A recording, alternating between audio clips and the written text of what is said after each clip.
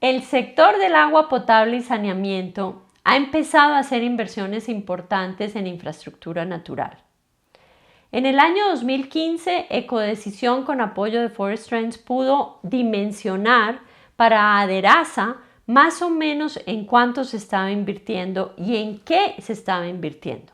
Son cifras muy preliminares, pero nos empiezan a mostrar cómo la conservación de bosques, la reforestación y la protección de las zonas de riberas son las inversiones más importantes para las empresas de agua para proteger sus fuentes. También están empezando a realizar conservación de humedales. Son aquellos pantanos que tradicionalmente se drenaban y que ahora sabemos que es importantísimo protegerlos porque son pequeñas fábricas de agua. También se realizan inversiones de cosecha de agua, microreservorios para captar agua y poderlo distribuirlo en las épocas de sequía. Pero también tenemos las famosas tecnologías ancestrales que mencionamos en el módulo anterior.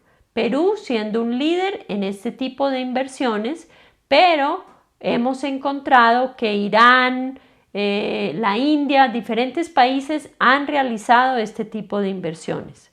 Poder proteger la infiltración del agua en el suelo. También hay reconexiones de ríos y humedales que ha sido muy importante y se han realizado en diferentes países. En fin, la lista es larga y puede incluir inversiones concretas como también educación ambiental o medidas de protección. Lo interesante de estas revisiones regionales es que podemos aprender de lo que están haciendo los otros. Lo interesante es que en la medida que tenemos más inversiones, podemos también pensar en qué institucionalidad se requiere para poder canalizar esta información. Es importante saber cómo fluyen los recursos, de dónde viene el dinero, cómo se maneja y cómo se implementa. A veces los dineros vienen de usuarios privados, voluntarios, versus otros donde vienen desde el sector público.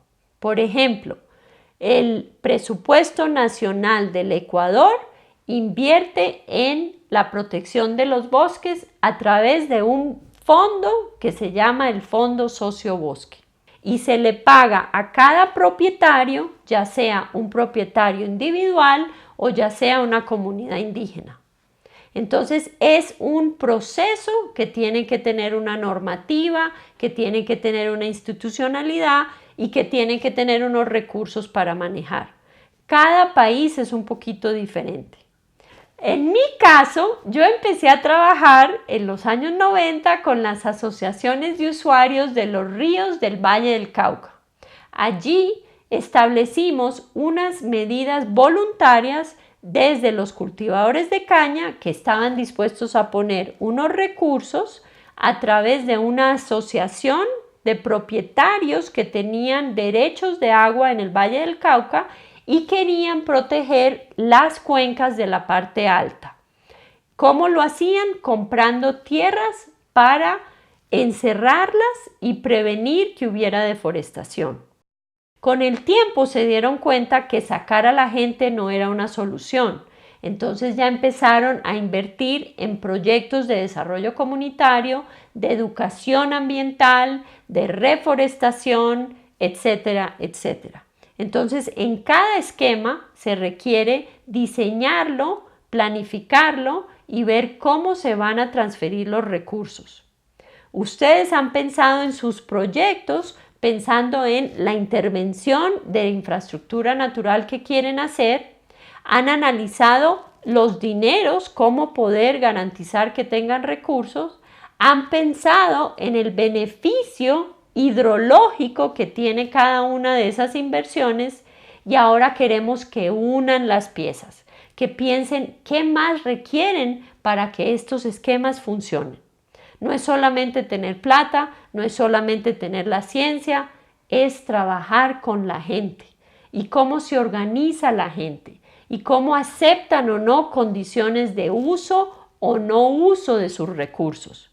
Y además empezamos a hablar de cómo afecta esto a las mujeres, porque en muchos casos tenemos impactos a las comunidades que es diferente lo que sucede con las mujeres que con los hombres. Por ejemplo, según los últimos estudios, las mujeres en condiciones de riesgo son las más afectadas cuando vienen los huracanes, cuando vienen las inundaciones. ¿Por qué? Porque tienden a ser las que están en casa, las que están cuidando a los niños. Entonces piensan en proteger a los niños, no en salvarse ellas. Además, muchas de ellas no saben nadar. Se ha demostrado que son mucho más vulnerables a los impactos de los desastres naturales. Y esas condiciones varían. En algunos casos, los hombres sí tienen, digamos, alternativas y sí saben nadar. Entonces, es bien importante pensar qué son los grupos vulnerables de nuestros proyectos. También tenemos que pensar cómo podemos manejar la plata, ¿no? Yo les he hablado un poco de los fondos de agua. Este esquema comienza en Ecuador, con Quito, pero ha evolucionado y se ha repetido en muchos lugares, pero parte de un fideicomiso mercantil que es un contrato con una autoridad financiera que nos permite definir unas condiciones para manejar los recursos. El Fondo de Agua de Quito comenzó con unos aportes de $21,000 mensuales. En este momento, ese fondo, por el manejo financiero que ha tenido para estar rentando en los momentos que la plata no está siendo gastada, ya tiene $18 millones. Y se calcula para que el 2026 ese fondo ya no tiene que captar más. Puede seguir invirtiendo y trabajando con la rentabilidad que ha ganado. Quito ha logrado algo sostenible en el tiempo que gracias al fideicomiso mercantil, un mecanismo totalmente financiero, tiene una solución a un problema ambiental. Proteger las fuentes de la ciudad de Quito para que podamos mantener su calidad y su flujo. También tenemos que medir la efectividad de las inversiones y un poco su evolución en el tiempo. Uno puede fijar metas e ir adaptándose. Resalto el caso de Moyobamba, el primer mecanismo, digamos, de infraestructura natural que se dio en el Perú, donde se establecieron unas condiciones.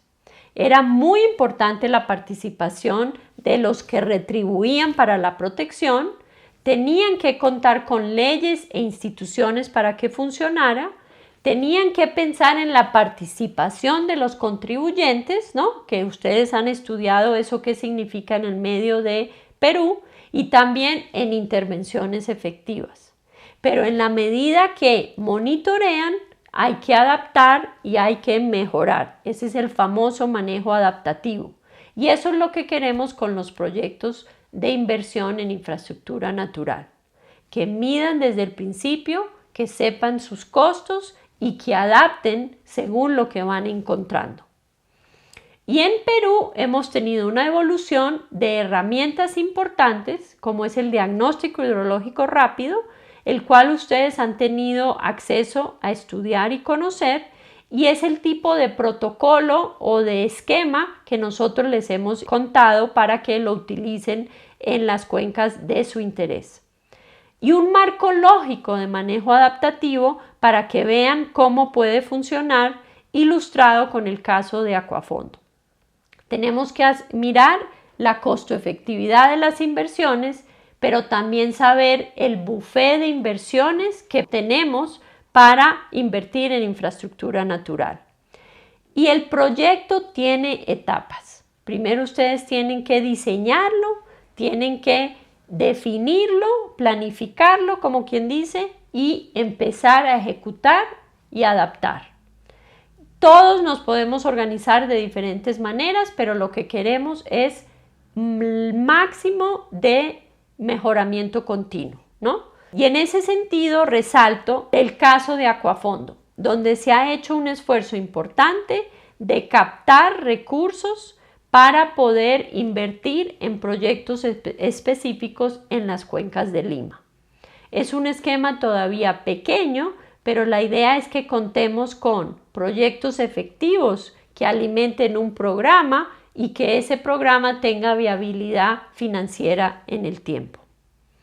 Los casos son múltiples y lo interesante que les hemos contado en este curso es que América Latina es un líder en las inversiones de esta naturaleza.